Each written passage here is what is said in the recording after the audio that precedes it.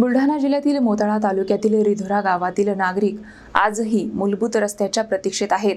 गावाला जोडणारा रस्ता नसल्याने विद्यार्थ्यांसह ग्रामस्थांना नदीपात्रातून जीव धोक्यात घालून प्रवास करावा लागत आहे.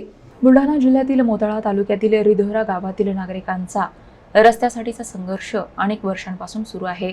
गावाला तालुक्याशी जोडणारा पक्का रस्ता नसल्याने ग्रामस्थांना अक्षरशः नदीपात्रातून वाट काढावी लागत आहे. सर्वाधिक चिंताजनक परिस्थिती विद्यार्थ्यांची आहे. हातात दफ्तर घेऊन शाळेत जाणाऱ्या विद्यार्थ्यांना दररोज नदीपात्रातून जीव धोक्यात घालून प्रवास करावा लागत आहे. पावसाळ्यात नदीचा प्रवाह वाढल्यानंतर हा प्रवास अधिक धोकादायक ठरतो. रस्त्याच्या मागणीसाठी ग्रामस्थांनी लोकप्रतिनिधी आणि प्रशासनाकडे अनेकदा पाठपुरावा केल्याचे सांगितले जाते. मात्र अद्यापही या प्रश्नावर कायमस्वरूपी तोडगा निघालेला नाही.